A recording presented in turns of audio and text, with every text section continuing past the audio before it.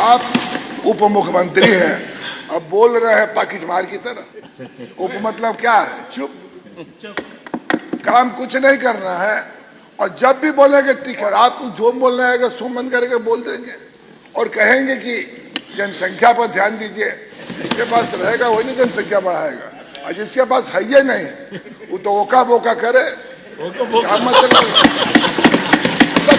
हम लोगों ने संघर्ष किया, 9 महीना जेल में रहे, शरीर का कोई अंग नहीं बचा जहां लाठी न खाए, लेकिन हम लोग कभी उफ नहीं किए, क्योंकि जो जंग हो रहा था नौजवान के लिए हो रहा था। लश्कर भी तुम्हारा है, सरदार तुम्हारा है, तुम झूठ को सच लिख दो, अखबार तुम्हारा है।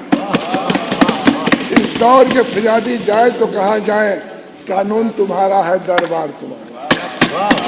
लोगों की हालत ये है कि सब कुछ ही नहीं कहा है, झूठ को सच। अभी जब नेता सदन बोल रहे थे महोदय, तो ऐसा बोले जैसे लगता था कि अब उत्तर प्रदेश में जो कुछ है वो 8 साल में हुआ है। उससे पहले उत्तर प्रदेश में कोई न हुकूमत थी, न कोई सरकार थी, न कोई काम हुआ था, न कोई एयरपोर्ट। मतलब इलाहाबाद में क्या जहाज नहीं उतरती थी, आगरा में जहाज नहीं उतरती थी। मतलब ऐसी बातें कहना जैसे लगता हो कि जितना देश में परिवर्तन हुआ है मात्र 8 साल में हुआ है, और नहीं तो 14 के बाद 24 तक हुआ है। इससे पहले ये देश था नहीं। इस बात को जानकारी हो जाए कि ये देश 6000 वर्षों का देश है। ये देश को देखने, सुनने, जानने के लिए हुसैन सांग फाइयान से लगा तमाम लोग आने जाने और देखने काम किए। लेकिन जब मैंने बजट पढ़ा, खन्ना साहब ने बहुत अच्छा गिल जुल अच्छा लगे हैं, लेकिन मैं कह सकता हूं कि जो ये वित्त मंत्री जी का जो बजट का किताब है, ये झूठ का कुतुब मीनार है। मतलब एक से एक चीज ऐसा रखे हैं। बजट हो गया 8,08,736 करोड़ 6 लाख रुपया। और आप पता कर लीजिए, अभी हमारे नेता विरोधी दल ने रखने का काम किया कि खर्च कहाँ हुआ है। स्वास्थ्य में पता कर लीजिए 68%। पीडब्ल्यूडी के भी मंत्री थे, चले गए।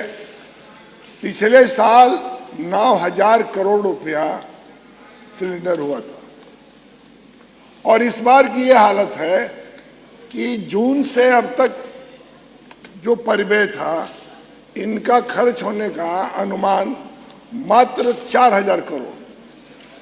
बजट थी 21,000 करोड़ की और खर्च हुआ 4,000 करोड़। और इनसे पूछा जाए तो विकास की बात, और ने तुम नेता सदन ने कहा हम सबकी विकास चाहते हैं, हम पूरे सदन की विकास चाहते हैं। आप पता कर लीजिए विपक्ष के किसी विधायक का त्वरित पे कोई काम हुआ? पहली बार अधिष्ठाता महोदय, हम लोग पूर्वांचल विकास नीति की स्थापना माननीय मुलायम सिंह इस दुनिया में नहीं है, माननीय चंद्रशेखर जी इस दुनिया में नहीं है, लेकिन उनकी रूह कहीं ना कहीं हम लोग को दुआ देती होगी। कैसे कैसे पूर्वांचल विकास नीति और बुंदेलखंड की स्थापना हुई है। उस समय पिछली पहली बार हुआ कि इसको हर साल बजट सेंट्रल गवर्नमेंट देगी, और पहली बार 20 करोड़ रुपया पूर्वांचल के लिए और 10 करोड़ रुपया बुंदेलखंड के लिए ये पैसा मिला। आप पता कर लीजिए, पूर्वांचल में 2 तरह का हो गया, एक स्टेट सेक्टर हो गया, एक जिला योजना हो गया। जिला योजना में तो खर्च हो गया जो दिया गया। स्टेट सेक्टर का पहली बार, पूर्वांचल सबसे पिछड़ा इलाका है, अब तो दिल्ली के नजदीक, और एनसीआर के करीब के आप जानती होंगी, पूरब में जनता का दबाव बहुत है। जनसंख्या का दबाव इतना है कि लोग इस बात को कह रहे थे कि उत्तर प्रदेश बिहार का लोग कहाँ जाता है। अभी मनरेगा पर बहस हो रही थी, अब मनरेगा का पता कर लीजिए। अभी हमारे नेता सदन ने कहा था, और 2 तरह की बात अभी इन्होंने ट्वीट किया था 17 जुलाई 21 को इन्होंने कहा था कि उत्तर प्रदेश का बजट $1 ट्रिलियन हो जाएगी। अब क्या बोल रहे हैं, अभी लेटेस्ट बोले हैं 21 फरवरी 25 को कि 29 तक $1 ट्रिलियन हो जाएगी उत्तर प्रदेश में। मतलब जो आप बोल रहे हो, जब पहली बार बोले तो किस मुंह से बोले थे और दूसरी बार बोल रहे तो किस मुंह से बोल रहे, समझ में नहीं आ रहा। मुंह से बोल रहे कि कहीं और से बोल रहा। कम से कम इस बात को बोलना चाहिए, बोलने से पहले आदमी को गंभीर। ये बहुत बड़ा पद है। इस विधानसभा से पता न कितने देश के आजादी के लड़ाई से लगायत, इमरजेंसी के दौर से लगायत, देश के प्रधानमंत्री, रक्षा मंत्री से लगायत क्या क्या नहीं दिए। जिस बात को आज बहस कर रहे थे कि माननीय मुलायम सिंह यादव जी को नेता विरोधी दल थे माननीय अटल बिहारी वाजपेयी जी ने, और देश के पहला इकलौता रक्षा मंत्री थे जो सुखोई के लिए जो सिग्नेचर हुआ रसिया में, तो आने के बाद अटल जी ने कहा था कि मुलायम सिंह जी आपको बधाई, और पूरा सदन पक्ष और विपक्ष आपको बधाई दे रहा है कि आपने जो समझौता किया इतना पाक साफ किया कि देश उसको आपके लिए सलाम कर रहा है। और उनके बारे में कहा जा रहा तो नहीं बोलना चाहिए। एक बुजुर्ग आदमी क्या राय दे सकता है?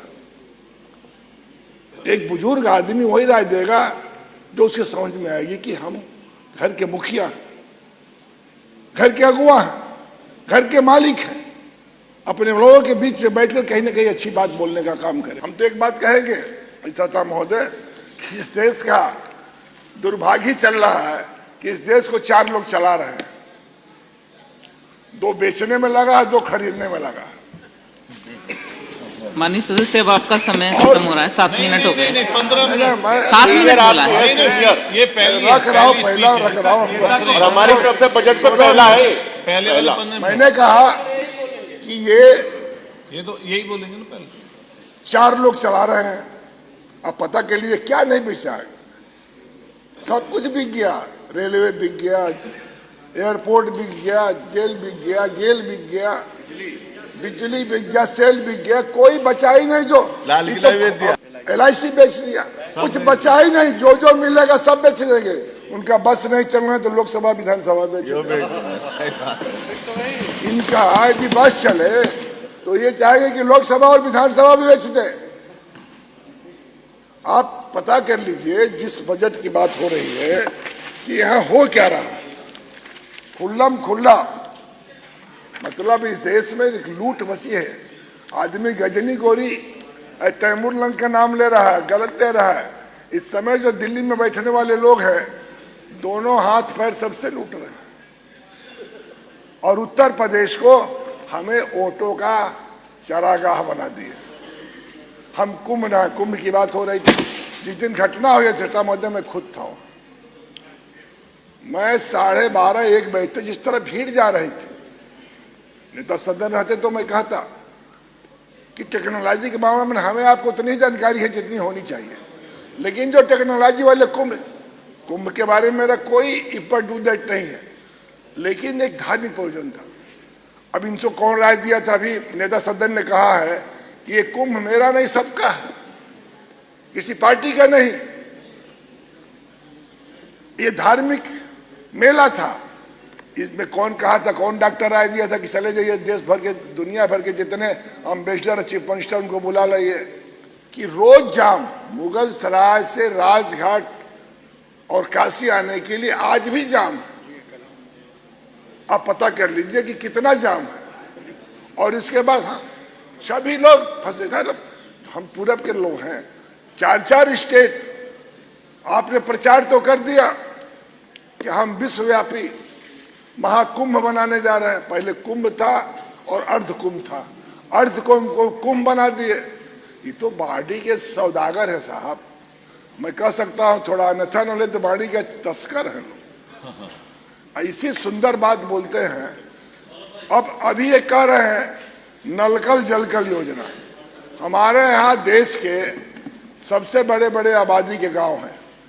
एक गांव में 25,000 वोट है, मेरे गांव में 15,000 वोट है, बगल के गांव में 26,000 वोट है। बड़े बड़े गांव हैं। हमारे मोहम्मदाबाद के विधायक बैठे हैं, पता कर लीजिए। कौन सा? और इन परिस्थितियों में अब पता कर लीजिए कि जलकल योजना में एक भी, मैंने एक दिन इंजीनियर से पूछा कि हमारे ब्लॉक में किसी भी गांव की एक जलकल योजना में आपने एक भी टंकी और एक भी चालू कर दिए हो नली गली तो बता दो। कहा नहीं हो पाया। तो ये कई सौ हजार करोड़, 6,000 करोड़ का प्रोजेक्ट और 6,000 करोड़ के प्रोजेक्ट में आप पता कर लीजिए इस प्रोजेक्ट में कितना काम हो रहा है। स्वास्थ्य मंत्री जी से कोई बात कर दी तो उनको बड़ा बुरा लग रहा है। कितने बहादुर ऐसा तरह कि हम लोग जानते नहीं है। हम लोग उत्तर प्रदेश के रहने वाले हैं, हम भी छात्र राजनीति की कोखी से पैदा हुए लोग हैं। हम लोग कभी अब माफिया गुंडा बदमाशों के शरण में राजनीति नहीं किए, सीना खोल कर लड़ने का काम किए हैं। और हम ये कहते कि उप मतलब चुप, उप मतलब क्या है? चुप। काम कुछ नहीं करना है और जब भी बोलेंगे तीखा। अब कलाम अब कमाल अख्तर बोल रहे हैं, कह रहे हैं जनसंख्या। अरे इनके परिवार को आप जानते हो, इनके संघर्ष को आप जानते हो, और आपको जो बोलना है सो मन करके बोल देंगे और कहेंगे कि जनसंख्या पर ध्यान दीजिए। जनसंख्या जिसके पास है ही नहीं, वो कहाँ से जनसंख्या बढ़ाएगा? जिसके पास रहेगा वही नहीं जनसंख्या बढ़ाएगा, और जिसके पास है ही नहीं वो तो ओका बोका करे। क्या मतलब? आप उप मुख्यमंत्री हैं, अब बोल रहे हैं पाकिट मार की तरह। अरे जो थाने में बोलना चाहिए ऐसे जो अच्छा लगे, जो हमें ठीक लगे। हम लोग कोई राजनीति में गणेश परिक्रमा करके नहीं आए। हम लोग दल और पार्टी नहीं बदले। 25 साल की उम्र में विधायक हो गए, एमपी भी रहने का सौभाग्य मिला है, मिनिस्टर भी रहने का, एमएलए भी रहने का। हम लोग किसी को हल्की बातें नहीं करते, लेकिन जो विपक्ष में है नेता सदन हमारे अग्रज, इनके संघर्ष की दास्तां मैं जानता। हम लोगों ने संघर्ष किया, 9 महीना जेल में रहे, शरीर का कोई अंग नहीं बचा जहां लाठी न खाए हो। लेकिन हम लोग कभी उफ नहीं किए, क्योंकि जो जंग हो रहा था नौजवान के लिए हो रहा था, किसान के लिए हो रहा था, गांव के लिए हो रहा था। सरहद में जितने छात्र राजनीति से निकले हुए लोग हैं, इनके बारे में चर्चा महोदय पता कर लीजिए। इसलिए मैं कह रहा हूँ, वहाँ माननीय अखिलेश जी ने वहाँ स्पोर्ट्स, गाजीपुर एक ऐसा जनपद है 1962 के रोम ओलंपिक में कुश्ती का जो कैप्टन थे वो गाजीपुर के रेवतीपुर के थे, केपी राय साहब। मंगला राय जी जहाँ हमारे मोहम्मदाबाद के विधायक है, उन्हीं के क्षेत्र में आज दोनों है, जो हमारे क्षेत्र में था। आनंद, ये पहलवान एशिया से लगाए तो ओलंपिक तक खेलने वाले लोग थे, जिनके घर के बच्चे, जिनके परिवार के लोगों की कुर्बानी है। आज वहाँ पर गाजीपुर में ना कॉलेज बन रहा है, ना स्पोर्ट्स कॉलेज,